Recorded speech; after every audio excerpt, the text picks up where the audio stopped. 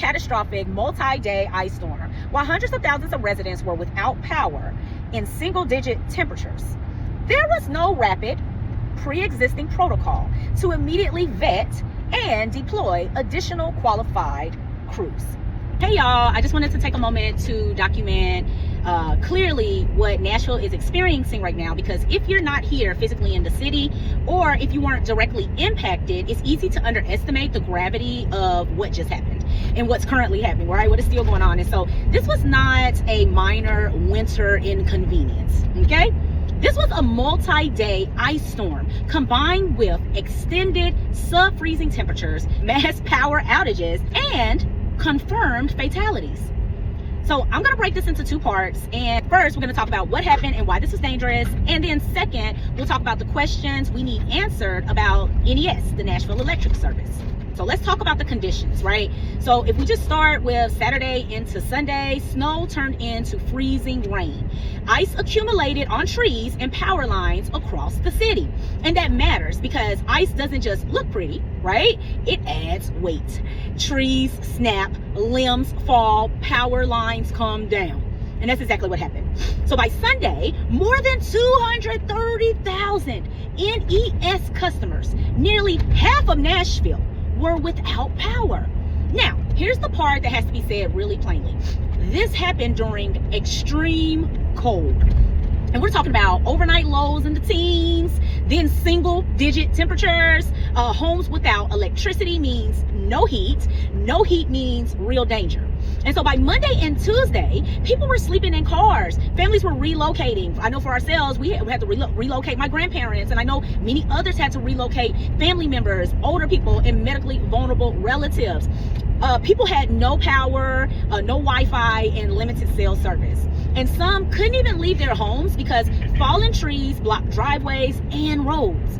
Schools were closed for the entire week. Hospitals reported injuries from falling trees. And tragically, the state of Tennessee has confirmed weather-related deaths, including fatalities here in Davidson County. And that is the context, right? That is the context. This wasn't just, oh, the lights went out.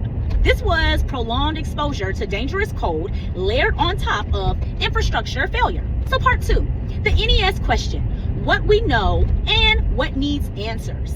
So let's talk about the Nashville Electric Service, NES. So NES is not a private company. Had to go do some research to really just learn about NES. It's a public, municipally owned, not-for-profit utility. It's governed by a 5-member electric power board that is appointed by the mayor and confirmed by Metro Council. Now, NES does not generate power. It buys the electricity from TVA and then distributes it to us. And so when something like this happens, accountability matters, right? So here's what's verified. Early in the storm response, public reporting showed approximately 120 NES line workers, plus about 40 contract workers. That staffing level was responding to hundreds of thousands of outages during an ice storm in freezing temperatures.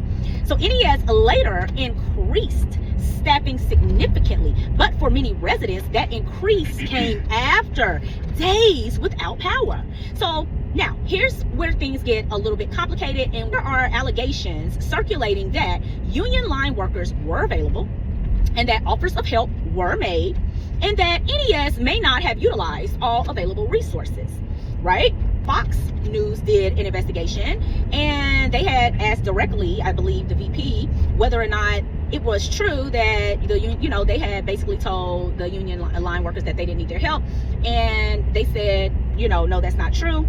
And then Fox followed up, I guess, with the people they got their tips from, who were anonymous union workers, and they had actually sent emails to NES on Monday, right, when it was in the thick of it, when people were really dealing with the real cold. Their lights had been out for a couple days. So now the anonymous workers said, oh, hold on, I'll send you the proof. Here's the emails. So they send the emails. And when they sent the emails, it showed that an NES employee did respond to them on Wednesday and say, hey, no, we don't need the help at this moment. You know what I mean? We, got our people out, and we'll follow back up with y'all, if needed, if it's needed.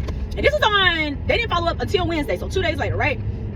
And so that happened, right? And that was documented. And so these could have been individual people who were union, part of that union and maybe reached out for a group of them themselves. But I just recently saw a statement posted by a council member that was from the IBEW, which is the union. And they were like, oh no, that never happened.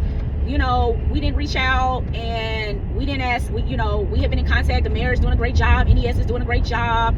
And, we're in contact, blah, blah, blah. So that's what that says. And so, which one is the absolute truth? Were these just, some rogue union workers, I guess, that were just trying to reach out and be helpful and seeing what's going on in Metro and then offering their services? Clearly, the IBEW, which is the entire union, is claiming that nobody ever reached out, but we do have emails showing union workers definitely reached out, and NES definitely responded 2 days later. So those just are the facts at this moment. So which one is the truth? I don't know. So let's talk about what NES is saying. NES leadership is now publicly stating that they did not deny help from union crews. They've called claims that they refused assistance from IBEW contractors false. And NES leadership has explained that during emergencies, they first rely on established utility partners. Outside contractors must be vetted and onboarded, and that process takes time, especially for companies they've never worked with before. And so that's NES's official position. So at this point, emails exist that contradict the blanket denial that no help was turned away. So let me be very clear. This does not automatically prove malicious intent by NES. It does not, prove incompetence by individual workers. And it does not mean NES, I guess, hates unions, as a matter of fact. But what it does show is this. During a catastrophic multi-day ice storm, while hundreds of thousands of residents were without power in single-digit temperatures, there was no rapid, pre-existing protocol to immediately vet and deploy additional qualified crews. That is the real issue. So the most important question has still not been answered here. Will this change for future storms? Because here's the problem. If NES only works with established partners, and if vetting new contractors takes days, and if storms are becoming more frequent and severe, then Nashville is structurally vulnerable. This storm exposed a process gap, not just a labor dispute. That's about emergency preparedness. Public statements can be crafted, but emails are going to show dates, timing, decisions in real time, and according to what's been reported, the emails show that help was offered and declined, at least temporarily, during the height of the crisis.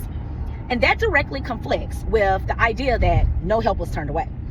I want to talk about the political response here. So some Metro Council members and others are now rushing to defend NES, and that's expected, right? But defense is not the same as accountability, right? And I even saw a statement posted by Councilwoman Delisha Porterfield from the Minority Caucus, which I've been tracking ever since the CCO, the Commercial Compatibility Overlay, when they meet, those different things, because they have to have a meeting, right? And they have to post it publicly. And so, not sure when they met about this, but I spoke with another council member who's a part of the Minority Caucus and asked, Councilwoman Joy Kimbrough, who's also on there, I said, hey, did you know about this? Is this, you're in agreement, or whatnot? Because we're still investigating. We're still seeing what happened. We're still learning. We're still, we got a lot of questions to ask. And she was like, she had not been consulted about that before that statement was released. So I guess, needless to say, we definitely know that every single minority council member was not consulted before that blanket statement was released, saying that. And so that's another issue. So anywho, public utilities exist to serve residents, and residents endured days without heat, confirmed fatalities, displacement, unsafe conditions. And asking hard questions is not an attack. It's governance. I saw the board meetings, the NES board meeting that recently happened. I wasn't able to watch it because when I went, the council member Delisha Porterfield posted it, and when I went to click on it to go watch it, it actually said that the video was private.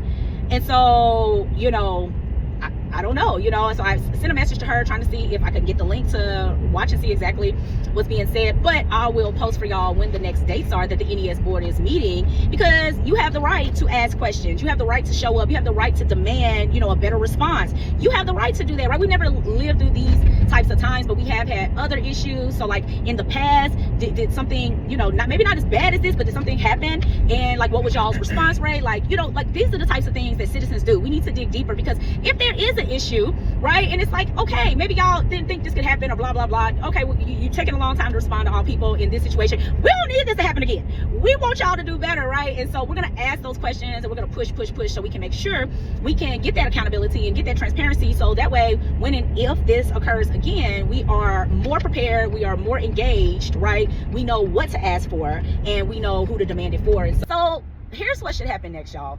Here's what the community is entitled to. Release of the emails referenced by union representatives. You have a right to these things. A clear timeline of when mutual aid was requested, offered, accepted, or declined.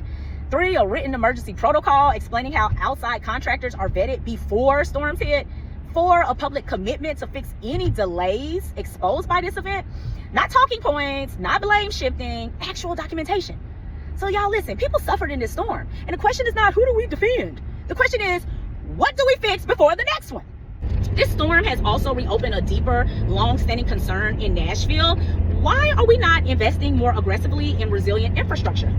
Residents are asking real questions, right? Why are power lines still largely overhead in a city with increasing severe weather? Why do we hear about funding for major developments while basic infrastructure fails residents in emergencies? What is the long-term plan to protect the people and not just property values, right? Putting our focus more on the actual residents who actually live here, not just the tourists coming in. So these are not radical questions, they are civic questions, right? Listen, in closing, people were harmed. People were displaced. People died, right? Nashville residents deserve clear answers and not defensiveness. Ugh, I just hate that. Like, they deserve facts and not the spin. And they deserve a system that prioritizes human safety over convenience. The storms don't care about politics, and neither does the code. I'll continue sharing y'all verified updates and documents as they become public. If you're impacted, your voice belongs in this conversation. And if you weren't, this still affects you, because this is how systems fail in real time. Y'all stay locked in. We're not just staying locked into certain things. We're staying locked into all things. So see y'all in the next one.